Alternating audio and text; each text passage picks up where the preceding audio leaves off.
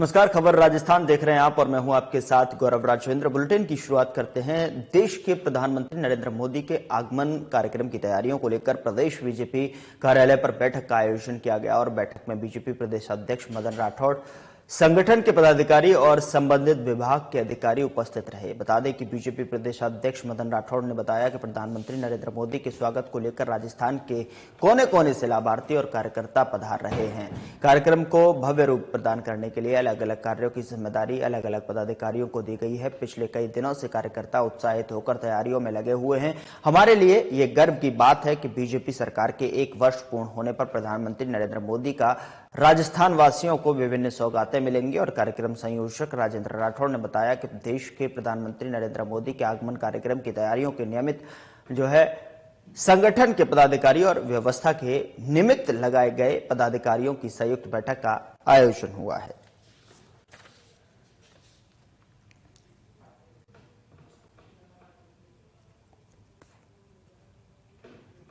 राजस्थान विधानसभा अध्यक्ष वासुदेव देवनानी ने रविवार को मुख्यमंत्री भजनलाल शर्मा को उनके राजकीय निवास पर पहुंचकर जन्म दिवस की बधाई और शुभकामनाएं दी। दरअसल आपको बता दें कि देवनानी ने मुख्यमंत्री को पुष्पगुच्छ और श्रीमद् भगवत गीता की प्रति भेंट कर उन्हें दीर्घायु और स्वस्थ जीवन और निरंतर प्रगति के लिए शुभकामनाएं दी हैं। देवनानी ने मुख्यमंत्री को बुके और श्रीमद् भागवत गीता की प्रति भेंट कर उन्हें दीर्घायु और स्वस्थ जीवन को और निरंतर प्रगति के लिए शुभकामनाएं दी हैं। तो बता दें कि सीएम भजनलाल के जन्मदिन पर बधाई संदेश दिया गया।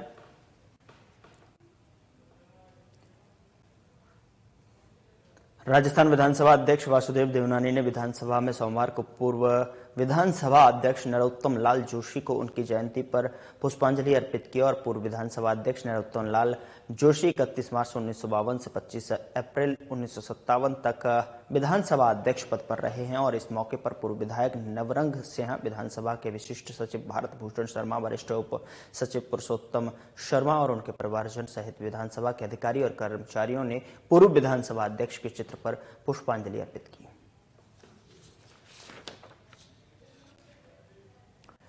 तो पूर्व विधानसभा अध्यक्ष नरोत्तम लाल की जयंती पर उनको श्रद्धांजलि दी गई, पुष्पांजलि अर्पित कर उनको नमन और याद किया गया।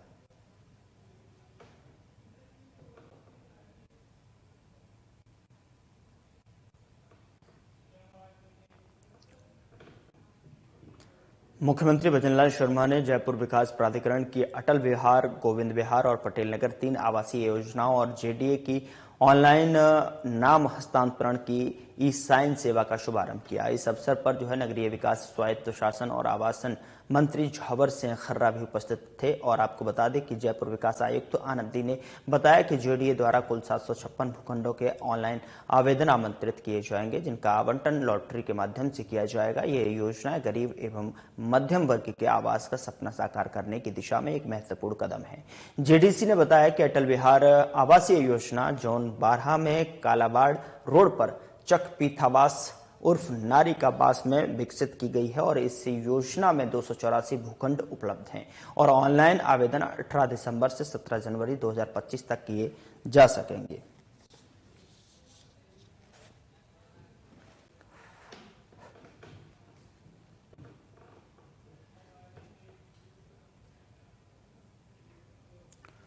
राज्यपाल हरिभाऊ बागड़े ने रविवार को नाथद्वारा में प्रभु श्रीनाथ जी के सायंकालीन भोग आरती के दर्शन किए और मंदिर मंडल अधिकारी सुधाकर शास्त्री ने समाधान पद्धति से राज्यपाल का स्वागत किया। इस दौरान जिला प्रशासन के अधिकारी भी मौजूद रहे।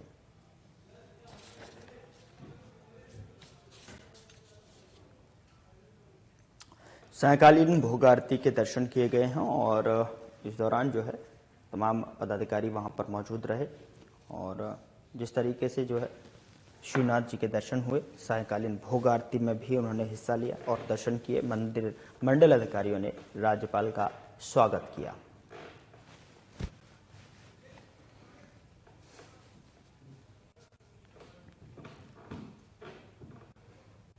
उधर राज्यपाल हरिभाऊ बागड़े ने राजसमंद जिले के पीपलांत्री में पद्मश्री श्याम सुंदर पालीवाल और सरपंच अनीता पालीवाल के नेतृत्व में किए गए पर्यावरण संरक्षण के कार्यों का अवलोकन किया।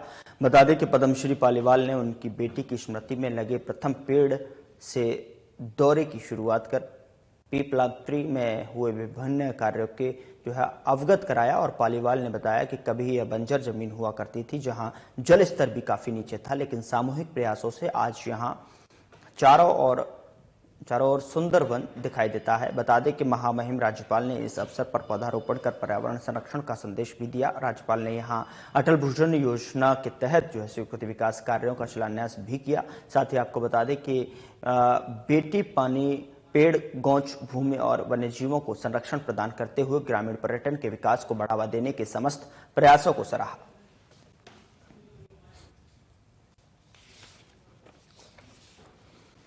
राज्यपाल ने पर्यावरण संरक्षण के कार्य को देखा है और बखूबी उन कार्यों का भी अवलोकन किया और पद्मश्री पालीवाल ने उनकी बेटी की स्मृति में लगे प्रथम पेड़ से दौरे की शुरुआत कर पीपलांत्री में हुए विभिन्न कार्यों का भी अवगत उनको कराया गया है। राज्यपाल ने पर्यावरण संरक्षण के लिए संदेश भी दिया है। बता दें कि वन्यजीवों को संरक्षण प्रदान करते हुए ग्रामीण पर्यटन के विकास को बढ़ावा देने के समस्त प्रयासों को राज्यपाल के द्वारा सराहा गया।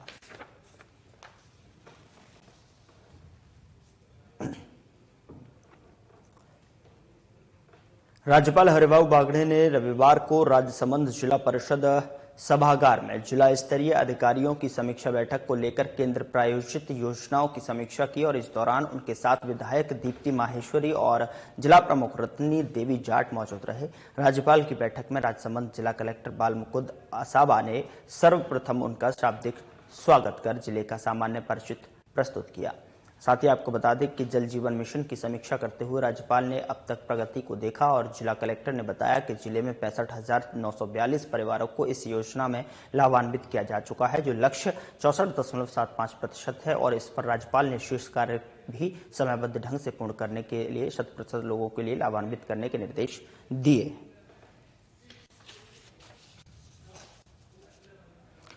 किसानों को सरकार की योजनाओं से लाभान्वित किया गया और सरकारी योजनाओं में लोग वंचित ना रहें, ये राज्यपाल की तरफ से दिशा निर्देश भी यहां पर कार्यक्रम में दिए गए। और साथ ही आपको बता दें कि राज्यपाल ने जिला स्तरीय अधिकारियों के साथ में बैठक की और जो लक्ष्य 64.75% इसमें जो लाभान्वित लोगों का है और इस पर राज्यपाल ने शेष कार्य भी समयबद्ध ढंग से पूर्ण करने के 100% लोगों को लाभान्वित करने के निर्देश दिए हैं।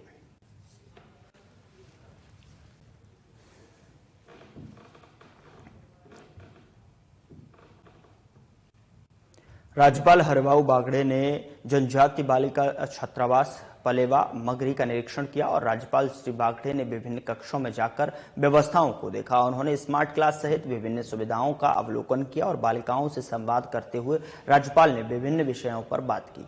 राज्यपाल को अपने बीच पाकर छात्राएं भी उत्साहित दिखी। बता दें कि निरीक्षण के दौरान छात्रावास की समस्त सामान्य व्यवस्थाएं संतोषजनक पाई गईं।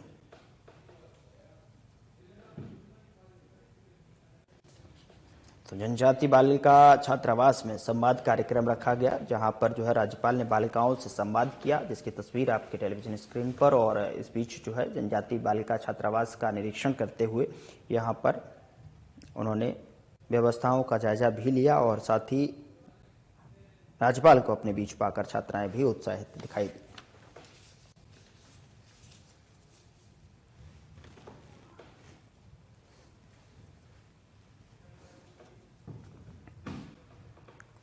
उधर बीजेपी के प्रदेशाध्यक्ष और राज्यसभा सांसद मदन राठौड़ ने मेरा युवा भारत पोर्टल के उपयोग और उससे होने वाले लाभ युवाओं तक पहुंचाने के लिए राज्यसभा में एक प्रश्न के माध्यम से पटल का ध्यान आकर्षित किया, जिसका जवाब देते हुए युवा कार्यक्रम और खेल मंत्री डॉक्टर मनसुख मांडविया ने बताया कि माय भारत पोर्टल पर युवाओं की सहभागिता और पंजीकरण बढ़ाने के लिए युवा कार्यक्रम विभाग ने विभिन्न पहल शुरू की हैं और भारत के लिए स्वयंसेवक एवं एक पहल है जिसके में युवाओं को अल्पकालिक सामुदायिक स्वयंसेवा के अवसरों से जोड़ा जाता है। वहीं अनुभव लर्निंग कार्यक्रम के माध्यम से युवाओं को क्षेत्र आधारित परियोजनाओं के व्यवहारिक अनुभव प्राप्त करने के अवसर प्रदान किए जाते हैं। माय भारत संगठन यूथ आउटरीच में सुधार लाने के लिए सरकारी संगठनों, गैर सरकारी संस्थाओं के साथ सहयोग करता है।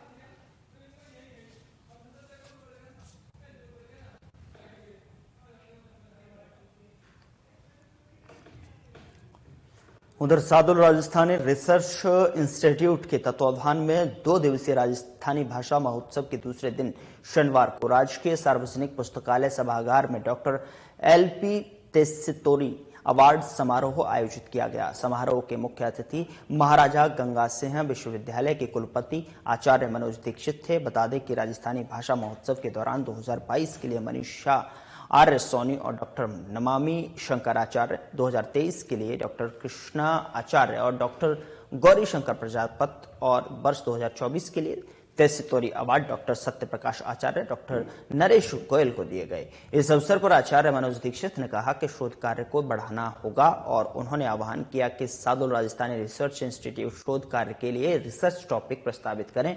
वहीं प्रोफेसर दीक्षित ने कहा कि सादुल राजस्थानी रिसर्च इंस्टीट्यूट में उपलब्ध प्राचीन सामग्री का डिजिटाइजेशन करना चाहिए और इसके लिए जो है विश्वविद्यालय की ओर से आवश्यक सहयोग किया जाएगा।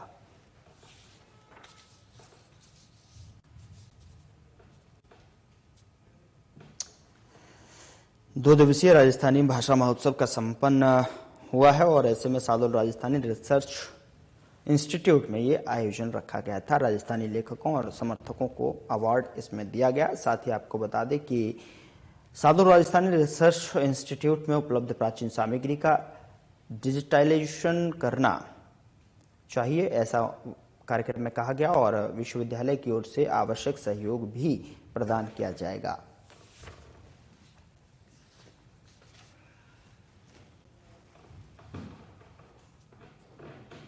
उधर मुख्यमंत्री भजनलाल शर्मा के जन्मदिन को लेकर प्रदेश भर में उत्साह देखा जा रहा है। आपको बता दें कि सीएम के जन्मदिन को ऐतिहासिक और यादगार बनाने के लिए जो है पार्टी कार्यकर्ताओं से लेकर पदाधिकारी और समर्थक भी जुटे हुए हैं। टोंक में भी भजनलाल शर्मा का जन्मदिन धूमधाम से मनाया जा रहा है। आपको बता दें कि टोंक बीजेपी जिला अध्यक्ष अजित सिंह मेहता के नेतृत्व में जिले के सादुत अस्पताल में विशाल रक्तदान शिविर का भी आयोजन किया गया। रक्तदान शिविर में जिला प्रमुख सरोज बंसल सहित बीजेपी कार्यकर्ताओं और पदाधिकारियों ने शिरकत की और शिविर में 250 यूनिट से भी ज्यादा रक्त एकत्रित किया गया। और वहीं मीडिया से बातचीत करते हुए मेहता ने सरकार की योजनाओं की तारीफ की है।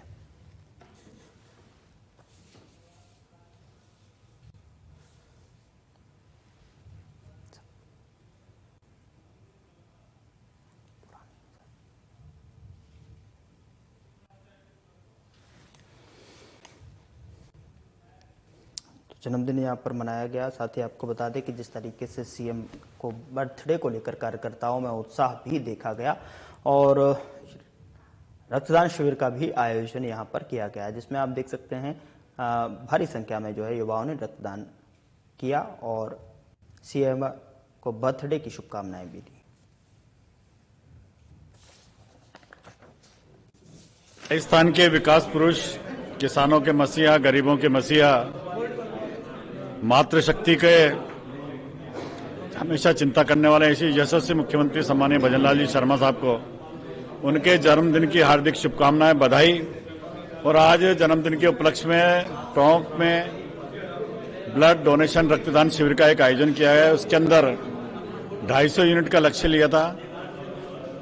मुझे लगता है कि 250 यूनिट से भी ज्यादा लोग इस रक्तदान शिविर में शामिल होंगे। युवाओं ने विशेषकर इसमें अपनी भागीदारी रखी है, क्योंकि जिस तरह का नेतृत्व एक साल में राजस्थान की सरकार का माननीय भजनलाल जी शर्मा ने किया है वो ऐतिहासिक है। राजस्थान की प्रदेश की जनता उनके विजन को लेकर, उनके विचार को लेकर, युवाओं के भविष्य की चिंता करने वाले मुख्यमंत्री को लेकर युवाओं ने आज इस रक्तदान शिविर में भागीदारी ली है और बड़ी संख्या में युवा आज रक्तदान शिविर में आए।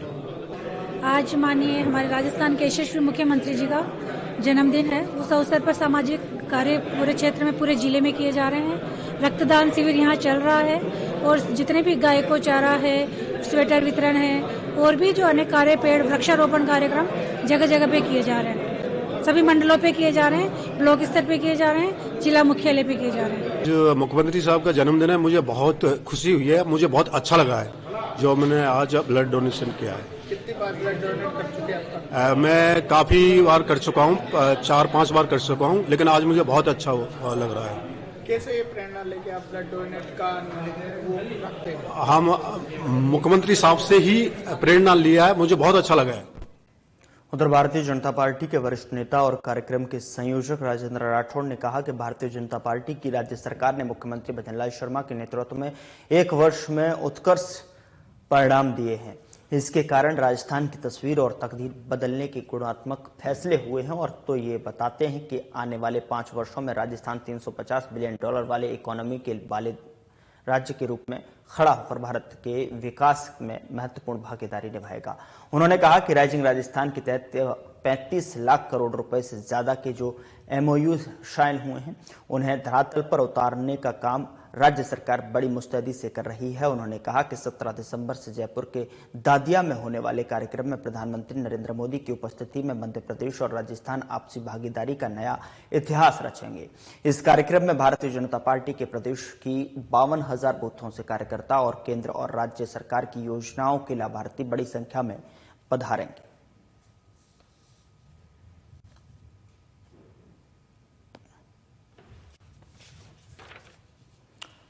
राज्य सरकार के 1 साल पूरा हो गया है और उसको लेकर जो है यहाँ पर एक नया इतिहास राजस्थान भारत में दिखाई देगा। और साथ ही आपको बता दें कि 17 दिसंबर को PM मोदी का यहाँ पर आगमन है और ऐसे में जो है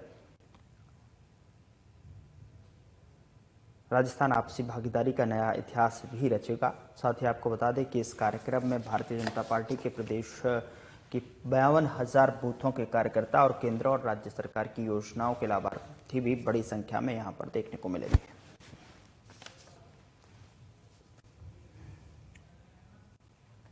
उधर बीजेपी प्रदेश कार्यालय पर राजस्थान सरकार के 1 साल पूर्ण होने पर प्रधानमंत्री नरेंद्र मोदी के आगमन पर 17 दिसंबर 2024 को आयोजित होने वाली सभा की तैयारियां हेतु जिला जयपुर शहर, जयपुर देहात दक्षिण और जयपुर देहात उत्तर की क्रमवार अलग अलग बैठकों का आयोजन हुआ है। आपको बता दें कि बीजेपी के वरिष्ठ नेता और कार्यक्रम संयोजक राजेंद्र राठौड़ और पूर्व प्रदेशाध्यक्ष डॉक्टर अरुण चतुर्वेदी ने बैठक में जो है संबोधित किया और बैठक को संबोधित करते हुए वरिष्ठ नेता और कार्यक्रम संयोजक राजेंद्र राठौड़ ने कहा कि प्रदेश में बीजेपी के 1 साल पूर्ण होने पर देश के प्रधानमंत्री नरेंद्र मोदी राजस्थान में पधार रहे हैं। आपको बता दें कि हम सभी का ये कर्तव्य है कि देश के प्रधानमंत्री का गर्मजोशी के साथ में अधिक से अधिक संख्या में पधार कर जो है स्वागत करना चाहिए और इस कार्यक्रम को यादगार कार्यक्रम बनाने में सभी का योगदान होना चाहिए।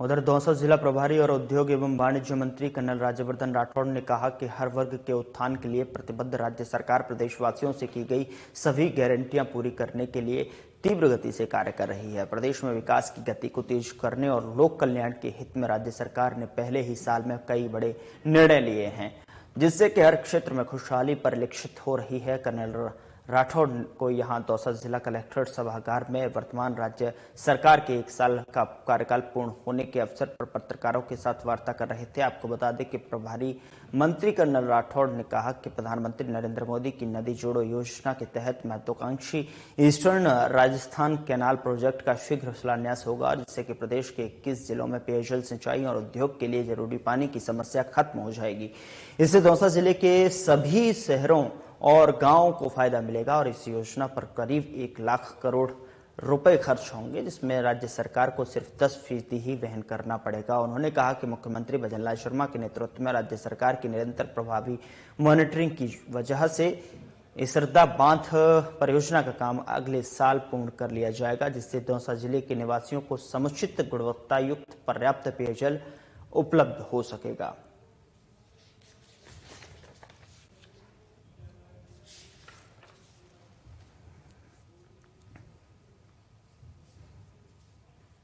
राजस्थान की भजनलाल सरकार 1 साल के कार्यकाल का जश्न मना रही है, तो वहीं आपको बता दें कि पिछले 3 दिनों से राजस्थान में अलग अलग आयोजन कर प्रदेश के युवाओं, किसानों और महिलाओं को लाभान्वित किया जा रहा है। आज भी टोंक के कृषि ऑडिटोरियम में महिला सम्मेलन में शिरकत की और साथ ही टोंक जिले के विकास प्रदर्शनी शुभारंभ कर अवलोकन किया। और इससे पहले जो है मंत्री गौतम कुमार दक ने सर्किट हाउस में 17 दिसंबर को जयपुर में आयोजित होने वाले राजस्थान सरकार के 1 साल के जश्न में प्रधानमंत्री नरेंद्र मोदी की सभा की तैयारियों को लेकर बीजेपी विधायकों, पूर्व सांसद सहित पदाधिकारियों के साथ में बैठक ली, जिसमें जिले की सभी 4 विधानसभा में 2500 कार्यकर्ताओं, लाभान्वित सहित कुल 10,000 लोगों को लाने का टारगेट दिया गया है।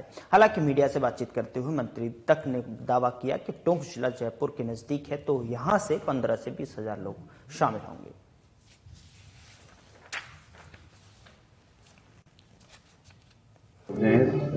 बैठक ली किस तरीके का दौरा रहेगा और कितनी संख्या यहाँ से रखी गई है? आदरणीय मुख्यमंत्री जी, आदरणीय भजनलाल जी के नेतृत्व में सरकार 1 साल पूरा करने जा रही है और जिस प्रकार से सरकार ने 1 साल में काम किए हैं वो आपके सामने ही है, चाहे से किसान को लेकर के हो, चाहे से युवाओं को लेकर के हो। जिस प्रकार से युवा पिछली सरकार में परेशान था, उन परेशानियों को दूर करने का काम हमारी सरकार ने किया है। जिस प्रकार से नकल माफिया पिछली सरकार में हावी थे, हमारी सरकार बनती है, हमारे मुख्यमंत्री जी जो है वो दृढ़ इच्छा शक्ति रखते हैं और उन्होंने ये अपने हर उद्बोधन में कहा कि हम पेपर लीक माफियाओं को माफ नहीं करेंगे, उनको जेल भेजने का काम करेंगे। और आपने देखा होगा जिस प्रकार से आरपीएससी के मेंबर्स को भी जेल में डालने का काम किया है, जो नकली पेपर दे करके, नकली अभ्यर्थी बनकर के पेपर दे करके जिस प्रकार से एसएचओ तक बन गए थे, उन एसएचओ को भी जेल में डालने का काम हमारी सरकार ने किया है। अनेक ऐसे काम हमारी सरकार ने किए हैं, जो भी बजट में घोषणाएं की उन सबको धरातल पे लेने का काम भी हमारी सरकार ने किया है। उधर संसदीय कार्य, विधि एवं विधिक कार्य मंत्री जोगाराम पटेल और राज्यसभा सांसद राजेंद्र गहलोत ने शनिवार को जोधपुर जिले की ग्राम पंचायत मोगड़ा कला में 307.27 लाख रुपए के विभिन्न विकास कार्यों का विधिवत शिलान्यास और लोकार्पण कर जनसभा को संबोधित किया। और इस अवसर पर मंत्री ने कहा कि प्रदेश सरकार द्वारा युवा हितों को ध्यान में रखकर पेपर लीक गिरोह पर कड़ी कार्रवाई की जा रही है। साथ ही युवाओं के लिए रोजगार के अनेक अवसर प्रदान किए जा रहे हैं। आपको बता दें कि सरकार द्वारा इस वर्ष 1 लाख और 5 वर्ष में 4 लाख युवाओं को सरकारी नौकरी प्रदान की जाएगी। मंत्री ने कहा कि जोधपुर में 12 दिसंबर को आयोजित राज्य स्तरीय युवा रोजगार उत्सव में 15,000 लोगों को नियुक्ति पत्र दिए गए। साथ ही वर्षों बाद चतुर्थ श्रेणी और ड्राइवर पद सहित सभी विभागों में रिक्त पदों पर भर्ती निकाल कर जा रही है। और आपकी बता दें कि उन्होंने कहा कि राज्य स्तरीय किसान सम्मेलन में प्रदेश के किसानों के बैंक खातों में मुख्यमंत्री किसान सम्मान निधि की दूसरी किस्त हस्तांतरित की गई है। उन्होंने कहा कि किसान आदान अनुदान राशि किसानों के बैंक खातों में शीघ्र हस्तांतरित की जाएगी और साथ ही मूंग का फसल बीमा राशि किसानों को शीघ्र दिलवाई जाएगी।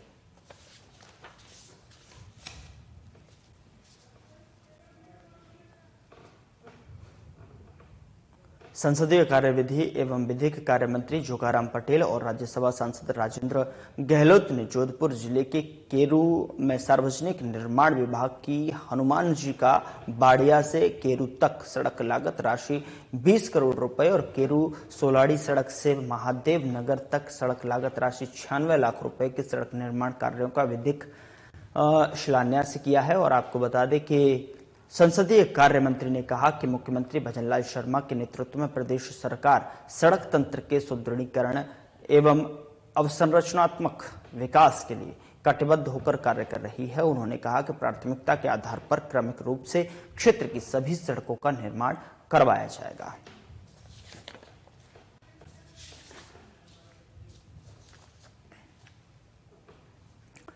खबर टोक से है, जहां पर पुलिस थाना झिराना क्षेत्र में अवैध खनन के खिलाफ जो है अभियान के अंतर्गत प्रभावी कार्रवाई की गई है।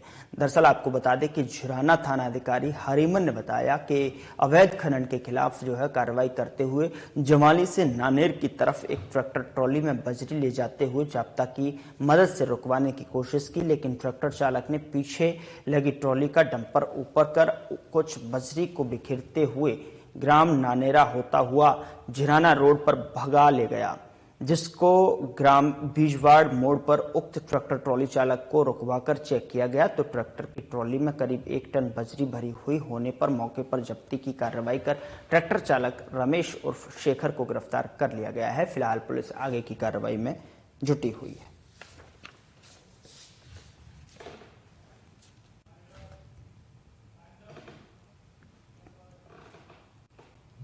फिलहाल बुलेटिन में इतना ही। नमस्कार।